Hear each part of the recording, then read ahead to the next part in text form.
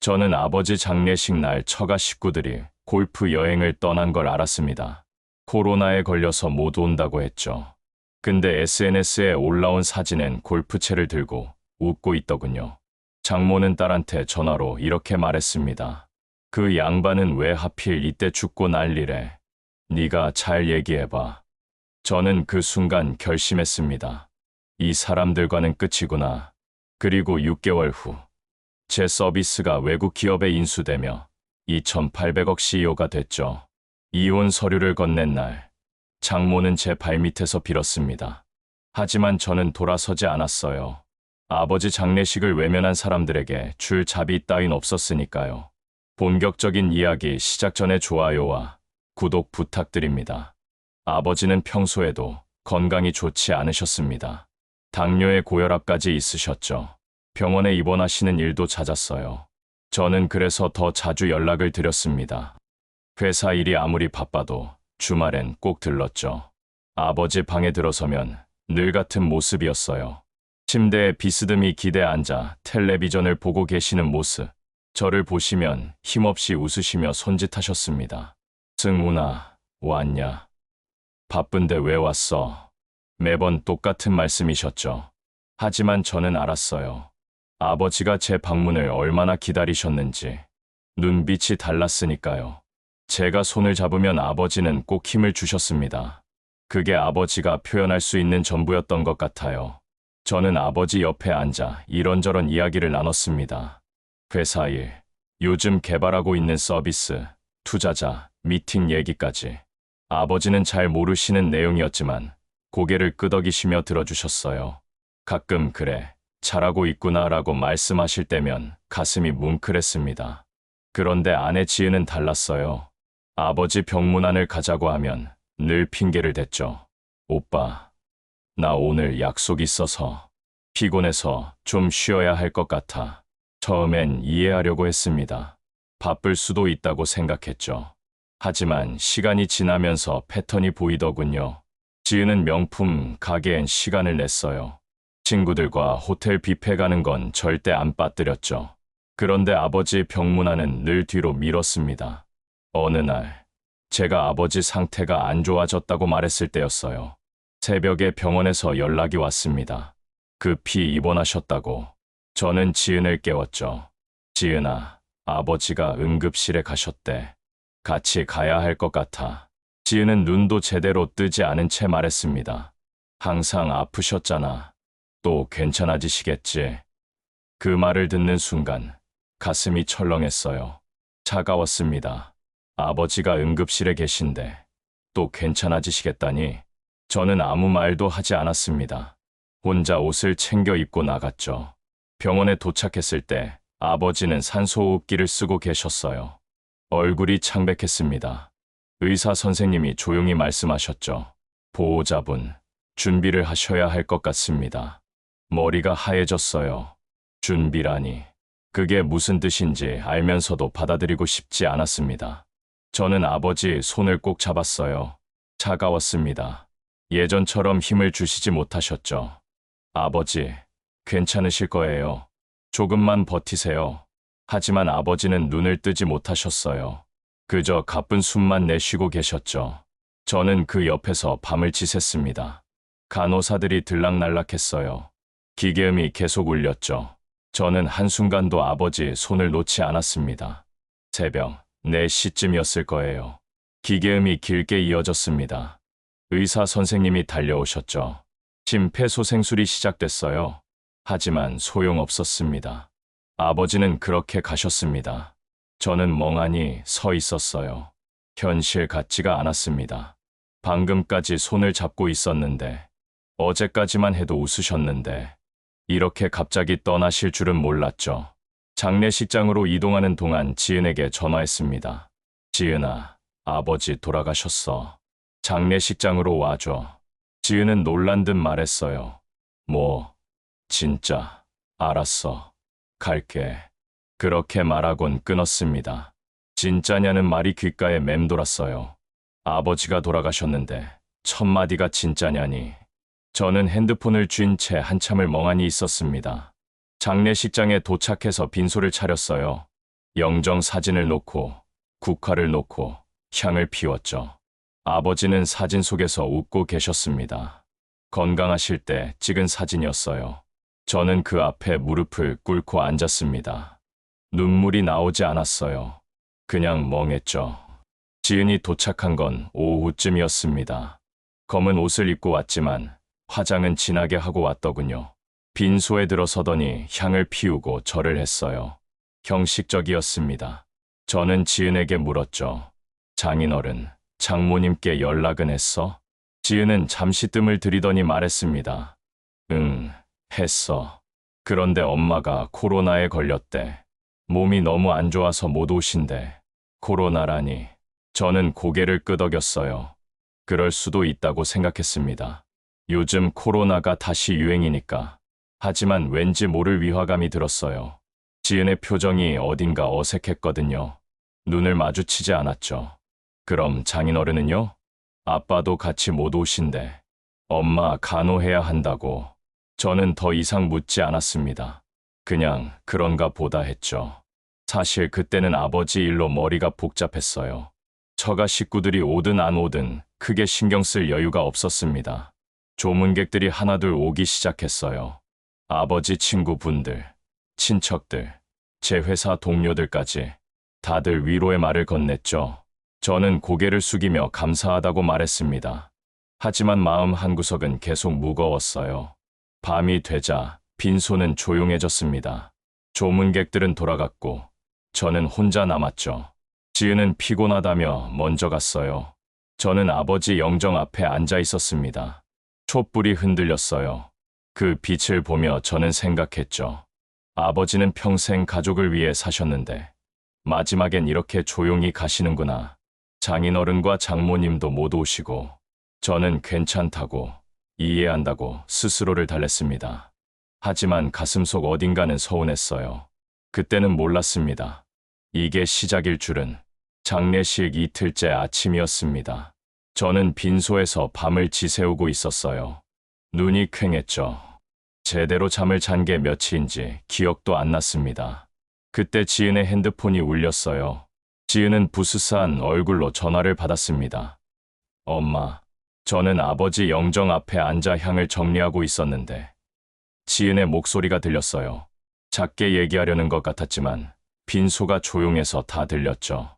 장모 명자의 목소리가 핸드폰 너머로 새어나왔습니다.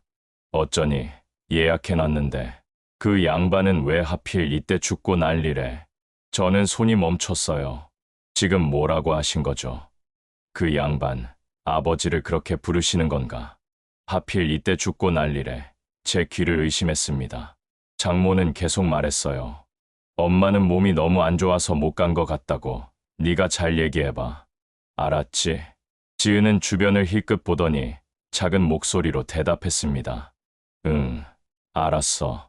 조심히 다녀와. 조심히 다녀오라고요. 저는 그 말을 듣는 순간 온몸이 굳었습니다.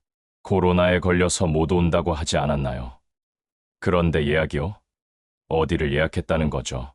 지은이 전화를 끊고 돌아봤을 때 저와 눈이 마주쳤어요. 지은의 얼굴이 순간 굳었습니다. 들켰다는 표정이었죠. 하지만 곧 아무렇지 않은 척 웃으며 말했어요. 엄마가 상태 확인하려고 전화하셨어. 많이 안 좋으시대. 저는 아무 말도 하지 않았습니다. 그냥 지은을 바라봤어요. 지은은 제 시선을 피하며 화장실로 갔죠.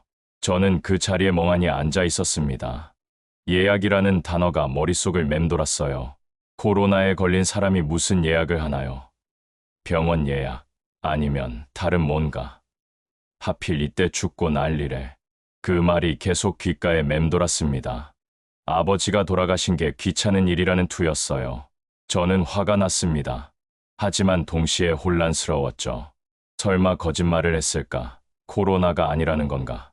그럼 대체 어디를 간 거죠? 조문객들이 다시 오기 시작했어요. 저는 억지로 마음을 추스르고 인사를 받았습니다. 하지만 머릿속은 계속 그 통화 내용으로 가득했어요. 집중이 안 됐죠. 점심때쯤이었을 거예요. 회사 후배 하나가 조문을 왔습니다. 그 후배가 제 옆에 앉아 위로의 말을 건넸죠. 형님, 많이 힘드시죠? 제가 뭐라도 도와드릴 게 있으면 말씀하세요. 저는 고맙다고 말했습니다. 그러다 문득 후배에게 물었어요. 요즘 골프 리조트 예약하기 힘들지? 후배는 갑작스러운 질문에 어리둥절한 표정을 지었습니다. 갑자기 골프요? 아, 요즘 날씨 좋아서 예약 진짜 힘들어요. 특히 충청도 쪽 리조트들은 몇 주 전에 예약해야 한다더라고요. 충청도. 저는 그 말에 뭔가 걸렸어요.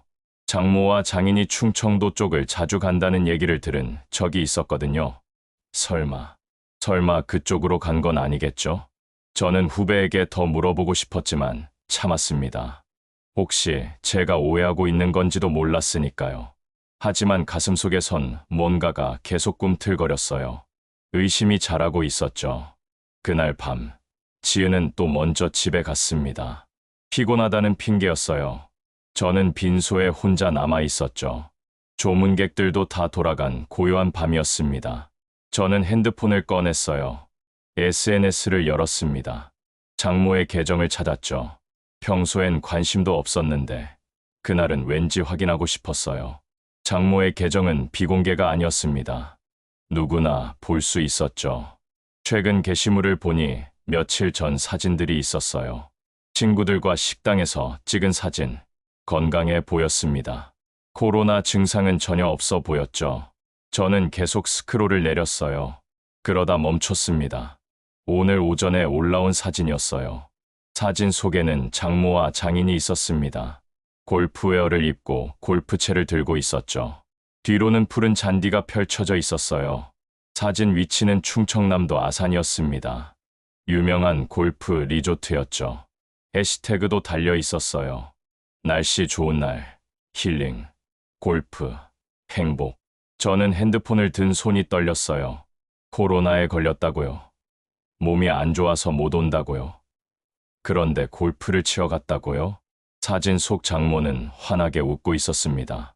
장인도 마찬가지였죠. 둘 다 너무 건강해 보였어요. 아픈 사람 같지 않았습니다. 저는 사진을 확대해서 봤어요. 배경에 다른 사람들도 보였습니다. 친구들이었죠. 다들 골프를 즐기고 계셨어요. 그들은 웃고 있었습니다. 아버지 장례식이 있는 줄도 모르는 채. 아니, 알고 있었죠. 장모는 분명히 알고 있었어요. 그런데도 골프를 선택한 겁니다. 아버지 장례식보다 골프가 더 중요했던 거죠. 저는 핸드폰을 내려놓고 고개를 들었어요. 아버지 영정이 보였습니다. 아버지는 사진 속에서 여전히 웃고 계셨어요. 저는 그 모습을 보며 눈물이 났습니다. 아버지, 죄송해요. 제가 제대로 보지 못했어요. 지은의 거짓말을, 장모의 진짜 속마음을. 저는 순진했던 거죠. 코로나라고 하면 믿어줬어요. 몸이 안 좋다고 하면 걱정했고요. 하지만 진실은 달랐습니다. 장모와 장인은 아버지 장례식 따윈 안중에도 없었어요. 미리 예약해둔 골프가 더 중요했던 겁니다. 그리고 지은은 그 사실을 알면서도 거짓말로 덮었죠. 저는 그날 밤 잠을 이룰 수 없었어요. 머릿속이 복잡했습니다. 화가 났지만 동시에 허무했죠. 이게 가족인가? 이게 처가 식구들인가? 아버지는 평생 성실하게 사셨습니다. 남에게 피해 주는 것도 싫어하셨죠. 그런 아버지의 마지막 가는 길에 사돈들은 골프를 쳤어요. 그것도 웃으면서. 저는 핸드폰 화면을 다시 켰습니다. 사진을 캡처했어요. 증거로 남겨둬야 할 것 같았거든요. 언젠가 필요할 것 같았죠. 새벽이 되자 빈소는 더 조용해졌어요. 저는 아버지 앞에 앉아 말했습니다. 아버지, 제가 잘못 봤어요. 사람을 잘못 봤습니다. 그때부터였던 것 같아요. 제 마음속에 뭔가가 변하기 시작한 건 분노가 아니었습니다. 차가운 결심이었죠. 이 사람들과는 더 이상 함께할 수 없다는. 장례식이 끝난 다음 날이었습니다. 아버지를 화장하고 납골당에 모셨어요. 저는 그 앞에서 한참을 서 있었죠. 아직도 실감이 나지 않았습니다. 아버지가 정말 가신 게 믿기지 않았어요. 지은은 옆에서 빨리 가자고 재촉했습니다. 피곤하다고 했죠. 저는 고개를 끄덕였어요. 더 이상 지은과 말하고 싶지 않았습니다. 그날 밤 본 SNS 사진이 계속 머릿속에 맴돌았거든요. 집으로 돌아오는 길, 차 안은 조용했어요. 지은은 핸드폰만 들여다보고 있었습니다. 저는 운전대를 잡고 앞만 봤죠. 할 말이 없었어요. 아니, 하고 싶은 말은 많았지만 꺼내고 싶지 않았습니다. 집에 도착하자마자 지은은 방으로 들어갔어요. 씻으러 간다고 했죠. 저는 거실 소파에 앉았습니다. 텔레비전을 켰지만 무슨 내용인지 들어오지 않았어요. 핸드폰을 다시 꺼냈습니다. 장모의 SNS를 또 확인했죠. 새로운 사진이 올라와 있었어요. 골프 리조트 레스토랑에서 찍은 사진이었습니다. 스테이크와 와인이 놓여 있었죠. 캡션에는 이렇게 적혀 있었어요. 오랜만에 힐링.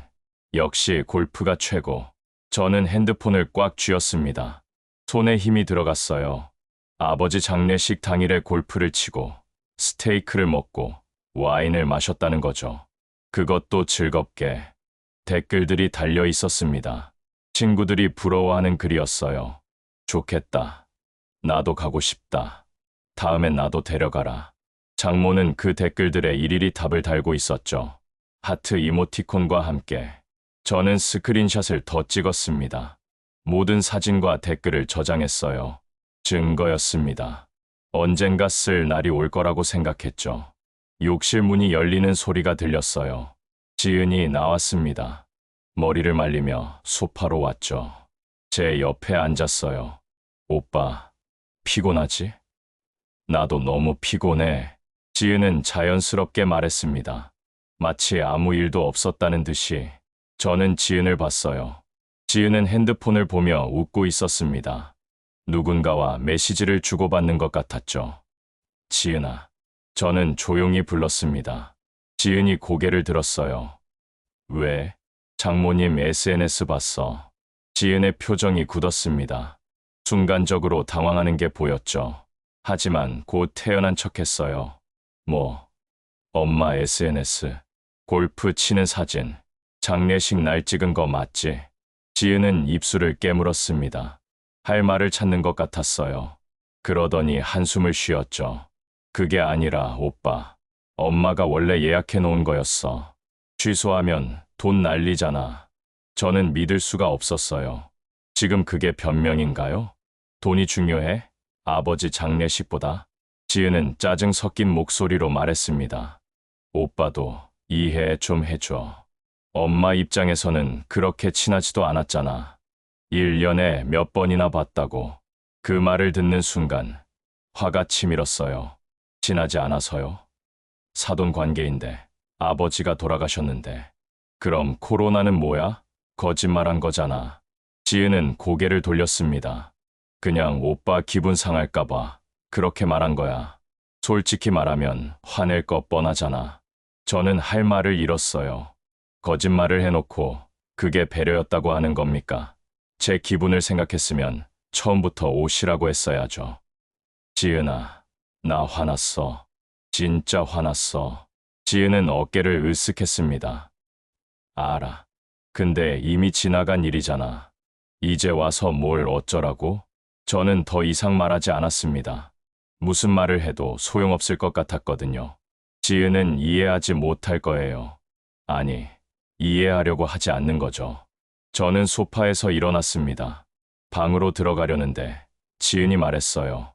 오빠, 너무 예민하게 굴지 마. 장례 끝났으면 이제 좀 털어내. 털어내라고요. 아버지를 털어내라는 말인가요? 저는 뒤돌아보지 않고 방문을 닫았습니다. 그날 밤부터 저는 지은과 거의 말을 하지 않았어요. 필요한 말만 했죠. 아침 인사, 저녁 인사. 그게 전부였습니다. 회사에 복귀했지만 집중이 안 됐어요. 머릿속은 계속 그 일로 가득했습니다. 장모의 SNS, 지은의 거짓말, 그리고 아버지의 마지막 모습. 일주일쯤 지났을 때였어요. 장모한테 전화가 왔습니다. 지은의 핸드폰으로요. 지은은 전화를 받고 웃으며 얘기하더군요. 저는 그 모습을 보며 헛웃음이 났어요. 전화를 끊고 지은이 말했습니다. 엄마가 다음 주에 우리 집 온대. 오빠한테 미안하다고 사과하고 싶으시대. 사과요. 지금요. 장례식 끝난 지 일주일이 넘었는데요. 됐어. 안 만나도 돼.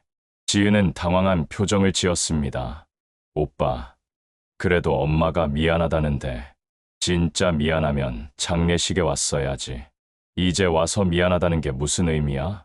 지은은 입을 다물었어요. 더 이상 말하지 않았죠. 저는 그 순간 깨달았습니다. 이 사람들은 변하지 않는다는 걸, 잘못했다고 생각하지도 않는다는 걸, 그저 형식적으로 사과하면 끝이라고 여기는 거죠. 그날 밤, 저는 회사 일에 집중하기로 했어요.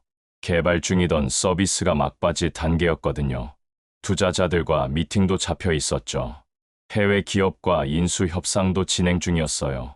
아버지 일로 힘들었지만 이제는 앞을 봐야 했습니다. 아버지가 원하셨을 거예요. 제가 무너지지 않고 일어서는 걸. 저는 책상 서랍에서 아버지 사진을 꺼냈어요. 예전에 같이 찍은 사진이었죠. 사진 속 아버지는 환하게 웃고 계셨습니다. 저도 웃고 있었고요. 아버지, 제가 잘할게요. 꼭 성공할게요. 저는 사진을 책상 위에 올려놨습니다. 매일 볼 수 있도록. 그리고 다짐했죠. 아버지를 무시했던 사람들에게 보여주겠다고. 제가 누군지 알려주겠다고. 그게 제가 할 수 있는 복수였어요. 조용하지만 확실한, 그들이 후회하게 만드는. 그로부터 석 달이 흘렀습니다. 저는 회사 일에 미친 듯이 매달렸어요. 아침 일찍 출근해서 밤늦게까지 일했죠. 주말도 없었습니다. 개발팀과 회의하고, 투자자들을 만나고, 해외 바이어들과 화상, 미팅을 했어요.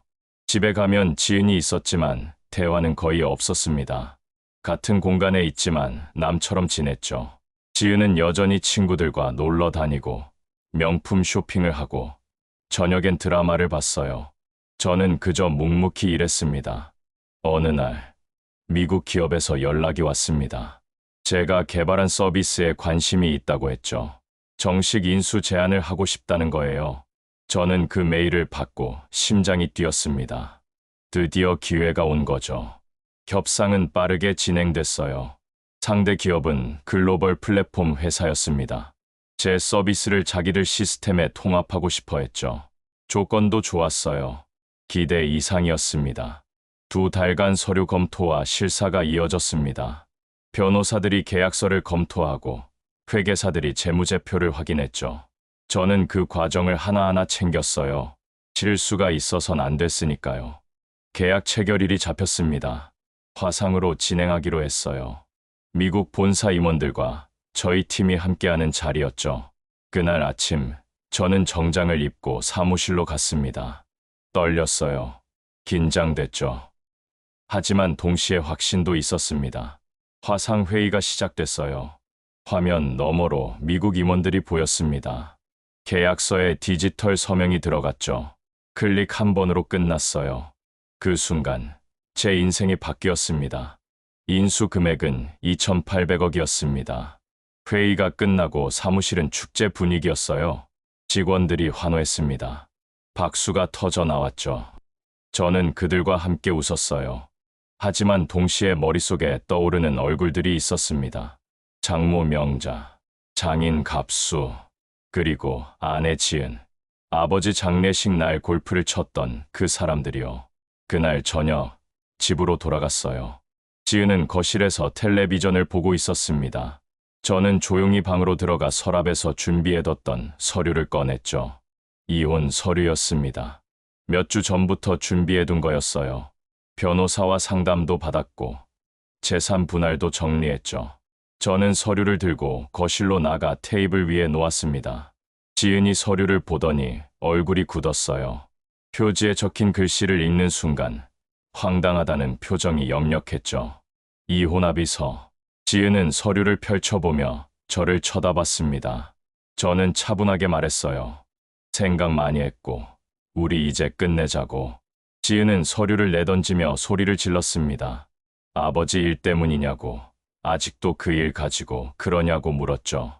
저는 담담하게 대답했어요. 그 일이 아니라 아버지 장례식이었다고. 부모님은 골프를 쳤고 지은은 거짓말로 덮었다고 말했습니다. 지은은 잘못했다고, 미안하다고 했어요. 하지만 이혼까지 할 일이냐고 물었죠. 저는 고개를 끄덕였습니다. 충분하다고.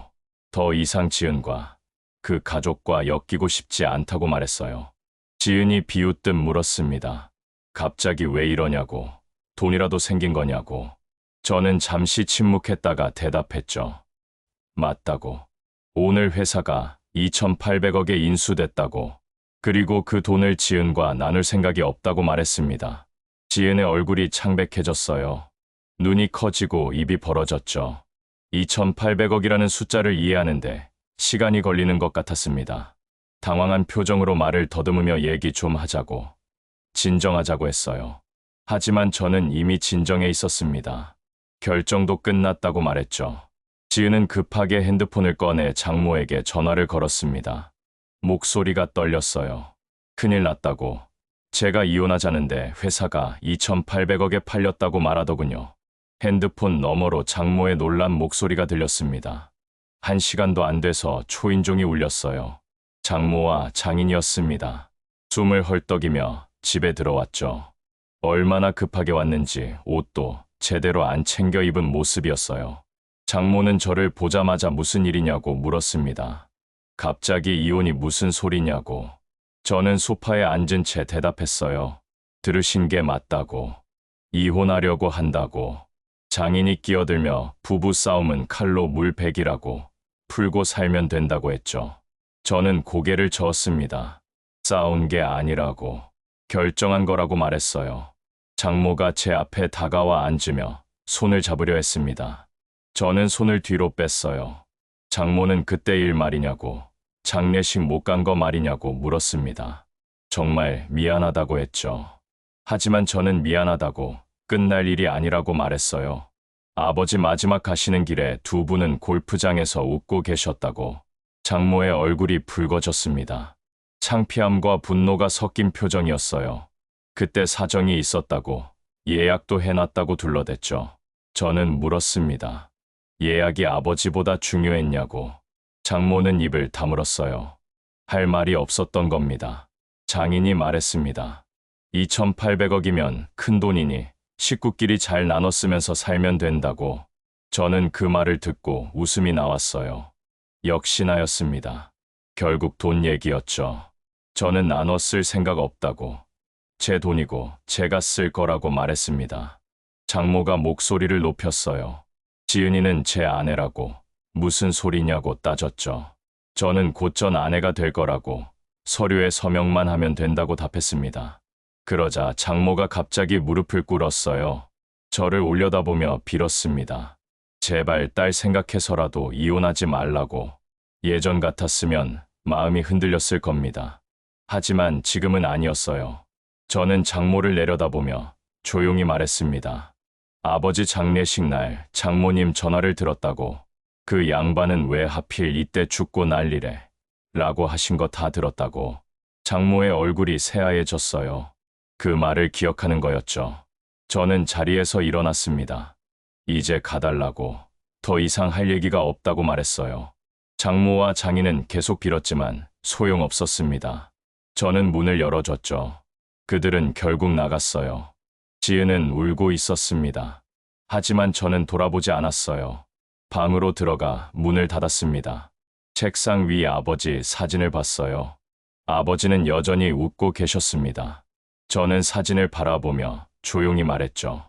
아버지, 이제 정리했어요. 제대로. 이혼 절차는 생각보다 빨리 진행됐습니다. 지은이 결국 서류에 서명했거든요. 선택의 여지가 없었죠. 제가 준비한 증거들이 있었으니까요. SNS 사진, 통화 내용, 모든 게 기록으로 남아 있었습니다. 재산 분할은 최소한으로 했어요. 법적으로 줘야 하는 금액만 줬죠. 지은은 더 달라고 했지만 변호사가 잘 막아줬습니다. 혼인 기간 중 제가 벌어들인 재산이 대부분 회사 인수 이후였으니까요. 법적으로 문제 없었어요. 한 달 반 만에 이혼이 확정됐습니다. 법원에서 판결문을 받던 날, 저는 묘한 기분이었어요. 불연했습니다. 무거운 짐을 내려놓은 것 같았죠. 동시에 쓸쓸하기도 했어요. 결혼 생활이 이렇게 끝나는구나. 지은은 짐을 싸서 친정으로 돌아갔습니다. 마지막 날, 지은이 제게 말했어요. 후회할 거라고. 저는 대답하지 않았습니다. 후회는 지은이 할 일이었으니까요. 집은 텅 비었습니다. 지은이 쓰던 물건들이 사라지니 공간이 넓어 보였어요. 저는 거실을 천천히 돌아봤습니다. 이제 이 집은 온전히 제 공간이었죠. 첫 주말, 저는 아버지 납골당을 찾아갔습니다. 오랜만이었어요. 장례식 이후 바빠서 자주 오지 못했거든요. 납골당은 조용했습니다. 주말인데도 사람이 별로 없었죠. 아버지 위패 앞에 섰습니다. 사진 속 아버지는 여전히 웃고 계셨어요. 저는 향을 피우고 절을 올렸습니다. 그리고 바닥에 앉았죠. 아버지, 저 왔어요. 말을 꺼내자 목이 메었습니다. 눈물이 났어요. 그동안 참았던 감정이 한꺼번에 쏟아졌죠. 이혼했어요. 지은이랑, 그 사람들이랑도 이제 안 봐요. 저는 아버지께 모든 걸 말씀드렸습니다. 회사 인수된 일, 이혼 결심한 이유, 장모와 장인을 내쫓은 일까지. 아버지는 들어주셨어요. 사진 속에서 조용히 웃으며 아버지 장례식 날, 그 사람들 골프 치러 갔던 거 알고 계시죠? 저는 용서할 수 없었어요. 바람이 불었습니다. 창문 틈새로 들어온 바람이 향 연기를 흔들었어요. 마치 아버지가 대답하시는 것 같았죠. 이제 제 곁엔 아버지를 마음으로 지킨 사람만 남겠습니다. 저는 한참을 그렇게 앉아 있었습니다. 아버지와 이야기하듯 시간이 얼마나 흘렀는지 몰랐어요. 해가 기울고 있었습니다. 납골당을 나서는데 핸드폰이 울렸어요. 회사 직원이었습니다. 저를 찾는다고 했죠. 중요한 미팅이 잡혔다고. 저는 알겠다고 답하고 전화를 끊었습니다. 차를 몰고 서울로 돌아왔어요. 도심의 불빛들이 하나둘 켜지고 있었습니다. 예전엔 이 길을 지은과 함께 달렸었죠. 하지만 이제는 혼자였어요. 그게 더 편했습니다. 사무실에 도착했습니다. 직원들이 반갑게 맞아줬어요. 축하 분위기는 여전했죠. 인수 이후 회사는 더 바빠졌습니다. 새로운 프로젝트가 시작됐고 팀도 확장됐어요. 저는 대표로서 할 일이 많았죠. 회의실로 들어갔습니다. 직원들이 모여 있었어요. 다들 열정적으로 일하고 있었습니다. 저는 그들을 보며 생각했어요. 이 사람들이 진짜 가족이구나. 혈연으로 맺어진 가족이 전부가 아니었습니다. 함께 땀 흘리고, 함께 꿈꾸고, 함께 성장하는 사람들. 그들이 진정한 가족이었죠. 아버지도 그렇게 생각하셨을 거예요. 회의가 끝나고 저녁이 됐습니다. 직원들이 저를 저녁 식사에 초대했어요. 회식을 하자고 했죠. 저는 흔쾌히 응했습니다. 예전엔 지은 때문에 자주 거절했었는데 이제는 자유로웠어요. 식당에서 다들 웃으며 이야기를 나눴습니다. 회사 일, 개인적인 고민, 미래 계획까지. 저는 그 속에서 편안함을 느꼈어요. 억지로 웃지 않아도 됐죠. 가식적인 대화를 할 필요도 없었습니다. 한 직원이 물었습니다. 대표님은 앞으로 뭐 하고 싶으시냐고. 저는 잠시 생각했어요. 그리고 답했죠. 의미 있는 일 하고 싶어요. 사람들에게 도움이 되는 구체적인 계획은 아직 없었습니다. 하지만 방향은 정해져 있었어요. 돈을 위한 일이 아니라 가치를 위한 일. 아버지가 자랑스러워하실 만한 일을 하고 싶었죠. 집으로 돌아왔습니다. 밤 11시쯤이었어요. 집은 여전히 텅 비어 있었지만 더 이상 쓸쓸하지 않았습니다. 오히려 평화로웠어요. 제 공간이었으니까요. 책상에 앉아 노트북을 켰습니다. 메일이 쌓여 있었어요. 해외 기업들의 협업 제안, 투자 제안, 인터뷰 요청까지. 2,800억 CEO가 되니 세상이 달라졌죠. 하지만 저는 신중하게 선택할 작정이었습니다. 돈만 보고 움직이지 않기로 했어요.